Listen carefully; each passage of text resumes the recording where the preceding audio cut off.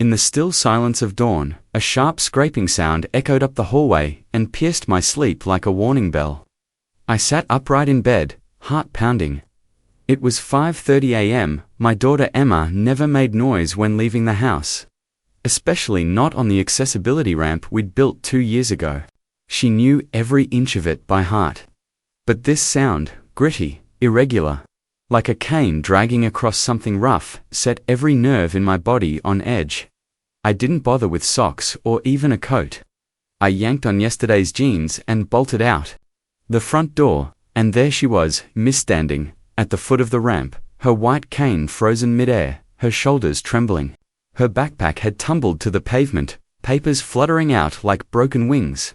Emma rushed to her side. Her eyes, though blind since birth, were brimming with tears. Her voice cracked when she whispered, "Dad, I don't know where to step. Someone put something on the ramp. It's not smooth anymore. I can't tell what's safe." I looked down, my stomach twisted. The entire length of Emma's ramp was buried under a layer of sharp, loose gravel. Thousands of jagged stones now covered what was once a smooth, tactile guide, her only safe way in and out of our home. Emma had been blind since birth, diagnosed with Leber congenital amaurosis, rare condition that robbed her of sight, but never her spirit. At 16, she was taking college-level courses, played violin in the youth symphony, and dreamed of becoming a civil rights attorney. She had the kind of fire inside her that no disability could dim. And yet here she stood, paralyzed at the foot of a weaponized walkway, sabotaged, not by accident, but by intention. I bent down, heart pounding with a fury I hadn't felt in years, and began to gather her scattered papers. "It's going to be okay, sweetheart," I said, even as my fists clenched around her textbooks. "Daddy's going to fix this." Emma had always been extraordinary, not just in the way she navigated a world she couldn't see, but in the way she embraced it with open arms and unwavering determination. Born without sight, she'd learned to read Braille before most children mastered the alphabet. She memorized floor plans, crosswalk sounds, even the slight creak in the floor near our kitchen table. Her mind was a map of invisible landmarks. Her spirit, unbreakable. Her mother, Sarah, had been the first to see Emma's fire. A civil rights attorney with a heart made of steel and compassion, Sarah was the fiercest advocate I'd ever known. No school district, hospital, or agency stood a chance when Sarah was fighting for Emma's rights. She didn't just demand accommodations, she demanded respect. 4 years ago, cancer took Sarah from us. I became a single father overnight, trying to fill shoes that felt impossibly large. But I made a vow at Sarah's bedside. I would never let this world make our daughter feel small. I would never let anyone turn her blindness into a barrier she couldn't shatter. That's why we built the ramp. Our house sat 3 steps above the sidewalk, not much for most, but an impossible climb for Emma, especially with a backpack or instrument case in tow. The ramp wasn't just practical, it was empowering. It gave her the ability to leave on her own, come home with independence, and experience a taste of normalcy in a world that so often demanded she adapt. The HOA had resisted, of course. They called it an eyesore, said it disrupted the uniform aesthetic of the neighborhood, but I'd used every ounce of my authority as district commissioner to make sure it was built and that it stayed. Now, standing there beside Emma, I knew this was no random act. This was personal. Someone had looked at that ramp, seen it as a threat, and tried to destroy it. And in doing so, they'd declared war not just on Emma's freedom, but on the promise I'd made to the woman I loved, and I had no intention of losing. As I led Emma gently up the steps, each one now a painful reminder of what someone had taken from high, glanced across the street. And there she was, Margaret Whitmore, arms folded across her chest, standing in her kitchen window with a fresh cup of tea, and that trademark smug smile curling the edge of her lips like a taunt. Margaret was the president of the Homeowners Association. 62 years old, perfectly coiffed, nails always manicured, pearls around her neck even when watering her hydrangeas. She wore superiority like perfume, overpowering, and always lingering. And she had made it her mission to make our lives miserable from the moment Emma's ramp was approved. It disrupts the neighborhood's aesthetic, she'd said during the HOA meeting where I'd first presented the plans. This is a residential community, not a rehab facility. If we start bending the rules for one family, where does it end? Her words had been met with uneasy silence. No one challenged her, not then. Margaret had ruled our cul-de-sac like a tyrant in a linen blouse for nearly a decade. She filed noise complaints over children's birthday parties, issued citations over garden gnomes, and once threatened to fine a family $500 for hanging laundry on their back fence. But nothing riled her more than our ramp. It's a symbol of decay, she'd hissed once, loud enough for my daughter to hear. People move here to escape things like that. Emma never responded. She didn't need to. Her resilience spoke louder than any retort. Still, Margaret's passive-aggressive jabs turned more brazen over time. Anonymous letters in our mailbox. HOA notices about unauthorized structural additions even after permits were approved. And now, gravel on the ramp, a calculated act meant to humiliate and endanger a teenage girl who had never done her any harm. I stared at Margaret through the window. She raised her teacup in a mock toast. She thought she had one, but Margaret Whitmore had just made the worst mistake of her entitled life. She had underestimated a father with nothing left to lose, and everything to protect. Later that afternoon, after cleaning every last shard of gravel from the ramp, I saw her on my driveway. Margaret Whitmore, standing like royalty, surveying her domain. She wore her usual expression of smug entitlement, lips pursed in mock sympathy as I approached, arms crossed as if she were the one owed an apology. "Mr. Mitchell," she said, feigning concern, "I trust by now you understand why the ramp remains a problem. Last night's unfortunate incident may help you reconsider whether it belongs here at all." Her audacity nearly choked me. "You're admitting you know about the incident?" I asked, my voice calm but razor-sharp. "I don't need to admit anything," she replied coolly. "It's simple logic. That structure is not compliant with our visual standards. It invites hazard. Perhaps it's time to think practically about your daughter's special needs. She's blind, not a burden, not an aesthetic disruption. She's a child, a brilliant, kind, 16-year-old girl who's done nothing to deserve this cruelty," I said, holding her gaze. Margaret looked down at her manicured nails, brushing away imaginary dust. "Let's not be dramatic. Children like her belong in specialized communities, not neighborhoods designed for working families. Accommodations are one thing. Changing the character of the entire block is quite another." There it was. The poison behind the pearls. "I'll ask you one more time," I said, pulling out my phone and tapping the camera. "Would you like to repeat what you just said about my daughter? On record, asterisk." Her eyes narrowed. "You think recording me will scare me? My husband has worked in the county administrator's office for 30 years. I know every inspector, every department head. That ramp is coming down. One way or another. Is that a threat?" "It's a promise," she said with a smile. Then, stepping closer, she whispered, "I've maintained this neighborhood's dignity for decades. I won't let some widowed father and his defective daughter destroy it now." The word defective hit me like a blow to the chest. But I didn't flinch, because that word, that moment, it gave me clarity. Margaret had declared war and I was ready to fight back. The next morning, as I walked Emma to her bus stop, I could see the toll the incident had taken. Her cane, once tapping with confident rhythm, now paused every few feet. She hesitated, second-guessed her steps. The ramp had been her bridge to independence. Now it felt like a trap she had to fear. But something shifted when we passed Mrs. Rodriguez's house. She stood near her white picket fence, wringing her hands.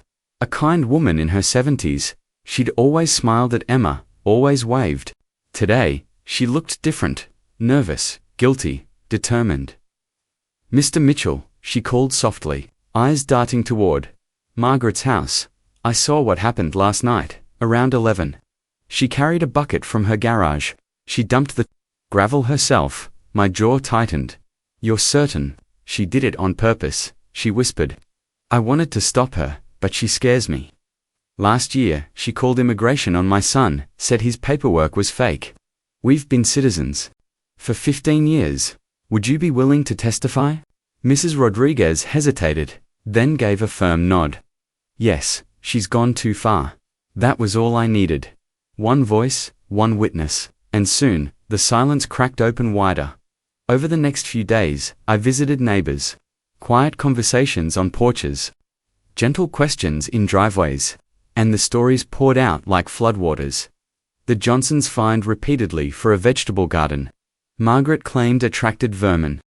The Martinez family harassed for letting their kids play soccer in their own yard. The elderly Chin couple ordered to remove the memorial garden they'd built for their late son because Margaret claimed the foreign ornaments were un-American. And then, most disturbingly, a young black couple with twin toddlers. Margaret had filed over a dozen complaints, noise visitors, even suspicious activity when the husband worked on his car. There was a pattern, clear as day. Anyone different, immigrant, disabled, young minority was a target. This wasn't just about Emma's ramp, it was about a woman who had ruled through fear for far too long, and now, the neighborhood was finally ready to rise. The annual HOA elections were approaching. For the past 8 years, Margaret had run unopposed. She didn't campaign, she didn't need to. Fear was her ballot, and silence was her victory. But not this year. For the first time, there was another name on the ballot. Maria Martinez, a 5th grade teacher, mother of 3, and one of Margaret's longest-suffering victims. Maria wasn't looking for power, she was seeking justice, and I was right beside her. We didn't print flyers or hold rallies. We didn't need to. We had stories, real ones, personal ones. The Johnsons talked about losing their garden. The Chins about being stripped of their traditions. The Hendersons about being watched, reported, accused, all because they didn't fit in. And, at the center of it all, stood Emma. Her story struck a nerve that Margaret never saw coming. On election night, the community center overflowed. It wasn't a turnout, it was a reckoning. People packed the hall, shoulder to shoulder, not to cast votes, but to reclaim their dignity. Margaret entered like a queen arriving late to her own coronation, wearing her usual pearls and that permanent air of superiority. But her smile faltered as she scanned the crowd. These weren't her loyal subjects anymore. Maria stood and faced the room, her voice calm but clear-cut through the murmur. For too long, we've let fear control us. Fear of fines, fear of retaliation. But when I saw what happened to Emma Mitchell, what was done to a child simply for being blind, I realized that silence is complicity. One by one, neighbors stood. They shared what Margaret had taken from them: gardens, memories, peace, and by the time the votes were counted, it wasn't even close. Maria Martinez, 83%. Margaret, humiliated. The first act of the new board, a motion to establish a zero-tolerance anti-discrimination policy. It passed unanimously. Margaret stormed out, but not before turning to me. Her voice shook with fury as she pointed. "This isn't over," she snarled. "Your blind freak daughter will regret this." But that was her final misstep. She'd called a child a freak in front of 60 witnesses, and that mistake would follow her into a courtroom. 2 days later, the retaliation began. Early one morning, city inspectors showed up at our door with clipboards and hard hats. We received anonymous complaints about unpermitted construction, the lead inspector said. Glancing suspiciously at the ramp, I smiled and handed them the paperwork: fully approved permits, signed and sealed through my own office. The inspector's face went pale when he saw my name. "Commissioner Mitchell, we had no idea. We'll follow up on whoever filed this. Filing fraudulent complaints is a serious offense."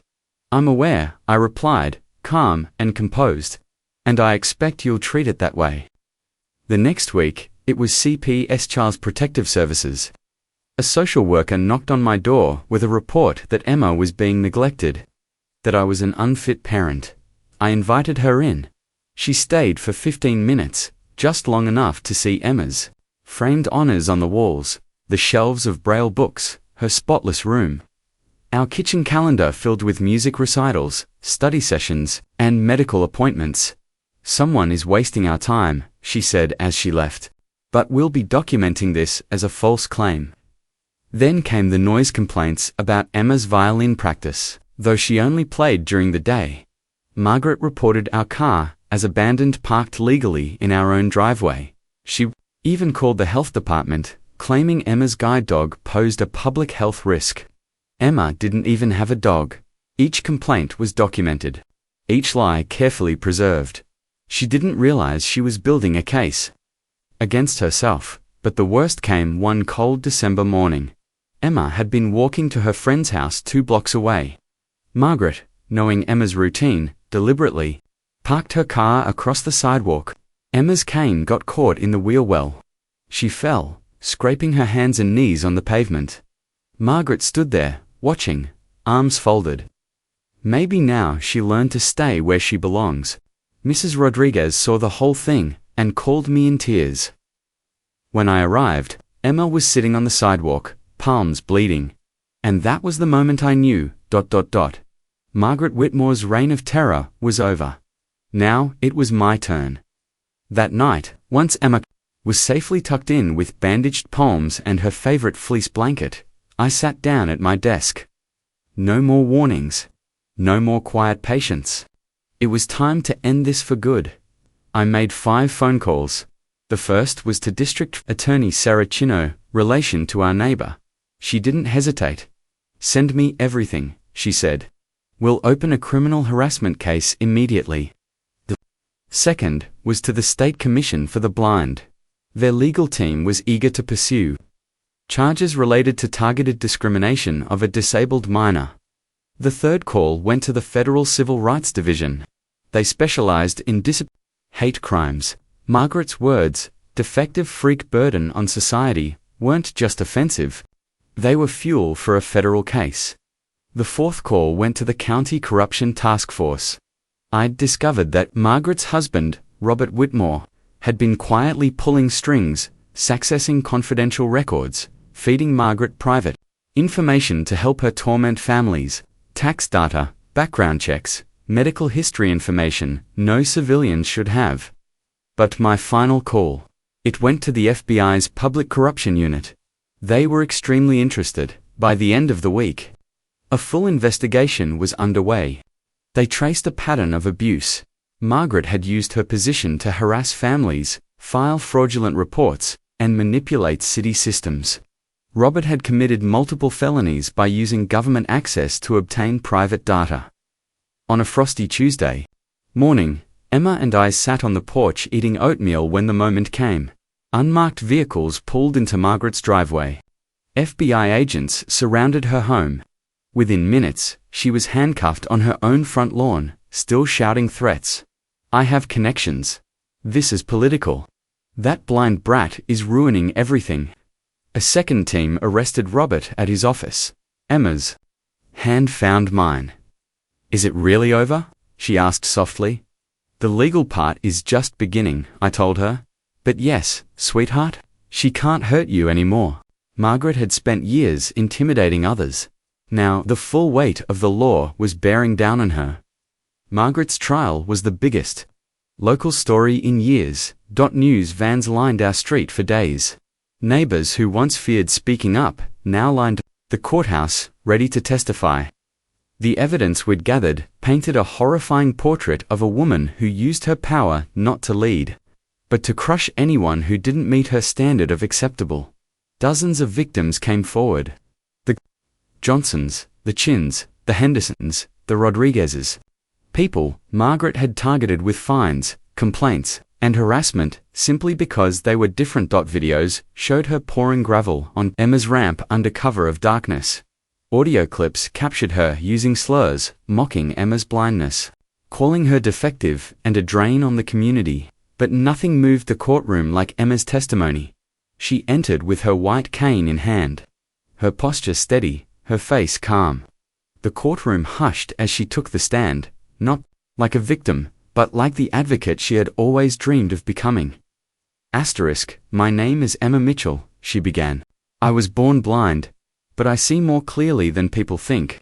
She spoke of the ramp not as a structure, but as a symbol of her independence. She told them how she practiced violin, tutored classmates, volunteered at the shelter. How her mother had always told her that her blindness didn't make her less, it made her unique. She tried to make me feel like I didn't belong, Emma said. That I was less than everyone else. But what she really did was show me the power of standing up not just for myself, but for others. And then she paused, turning her face slightly toward the defendant's table. I can't see Mrs. Whitmore's face, but I can feel the emptiness in someone who thinks hurting children gives them power. I don't hate her. I feel sorry for her, because she lives in a world so dark she couldn't recognize the light in others. There wasn't a dry eye in the courtroom. Even Margaret's attorney looked away, unable to meet Emma's gaze. The jury didn't take long. Margaret Whitmore was found guilty on all counts: criminal harassment, hate crimes, and civil rights violations. Her husband Robert was convicted for public corruption, abuse of office, and conspiracy. They were sentenced to a combined 12 years in federal prison. Justice had spoken, and its voice came from a 16-year-old girl who refused to be silenced. In the months following the trial, our neighborhood changed in ways I never imagined possible. Gone was the quiet tension that had lingered on every sidewalk. The fear of stepping out of line under Margaret's oppressive gaze. The new HOA by Maria Martinez immediately passed a comprehensive anti-discrimination charter. It protected not only families with disabilities, but also immigrants, people of color, the elderly, and LGBTQ residents. But the transformation wasn't just legal, it was cultural. Emma's ramp, once seen as a neighborhood blemish, became a symbol. Other families followed suit. 3 new ramps were built for elderly residents, sidewalks were widened, a community garden was started again, this time filled with vegetables and flowers from cultures Margaret had once tried to erase. And Emma, she didn't just recover, she bloomed. She launched a weekend peer group for teens with disabilities, hosting meetings in our living room. Kids came from across town, some blind, some in wheelchairs, others dealing with learning differences. They talked, laughed, supported each other. They built a community where none had existed before. Emma taught herself advanced Braille display technology, then began tutoring younger visually impaired students. She wrote essays, sharp, passionate, articulate pieces on disability law, accessibility, and inclusion. One of her articles was picked up by a national civil rights journal. Soon, we began receiving emails from families across the country, some inspired, others desperate for help. Emma's story had gone viral. People were sharing it on social media with hashtags like #RampOfHope and #JusticeForEmma. Together with Maria and a few dedicated neighbors, we founded a small legal advocacy nonprofit focused on disability rights in housing. Emma helped create the mission statement herself. We're not here to punish the past, she wrote. We're here to protect the future. She was invited to speak at schools, conferences, and civil rights events. Each time she stepped to the podium with her cane in one hand and confidence in the other. I saw Sarah, my late wife, live again in our daughter. She had turned cruelty into compassion, hatred into healing. Emma wasn't just recovering from Margaret's attacks. She was rewriting the story for everyone who had ever been told they didn't belong. Years passed, but the morning I found Emma standing on a gravel-covered ramp never left me. I used to think of it as the worst day of our lives. Now, I see it as the beginning of everything.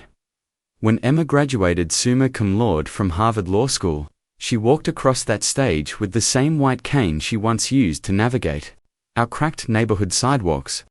And seated in the front row was a Supreme Court justice blind, like Emma, who had invited her to clerk in Washington, D.C. that night. After the ceremony, Emma and I walked through our neighborhood, quiet, peaceful, alive. Children of all backgrounds played in yards. Lanterns danced from porches during Lunar New Year. Ramps curved gracefully up to doors that once had only stairs. Inclusion had become the norm, not the exception. Dad, she said suddenly, pausing mid-step. Do you think Mrs. Whitmore ever learned anything in prison? I didn't answer right away. Reports from the federal facility showed Margaret was struggling. Her social power meant nothing behind concrete walls. Her husband had been transferred to another prison after losing all government pension rights. They'd declared bankruptcy. Their house had been sold to fund legal fees, ironically, to a family with a child in a wheelchair. I don't know, I said honestly. But that doesn't matter as much as what you did. Emma smiled. Sometimes I wonder, maybe the worst thing someone ever did to me ended up giving me the greatest strength I have. She gestured around us. Look at this place. Look at what it became. The ramp Margaret once covered in gravel was now freshly painted with solar-lit guide rails and a small plaque at the base that read, "Built for one, paved the way for many." Emma's first case as a civil rights attorney involved a family whose autistic son was being denied access to a mainstream classroom. She won the case in federal court, and, as she stood before the judge, calm and commanding, I realized Margaret Whitmore hadn't broken our daughter. She'd awakened her, and the world would never be the same. Asterisk.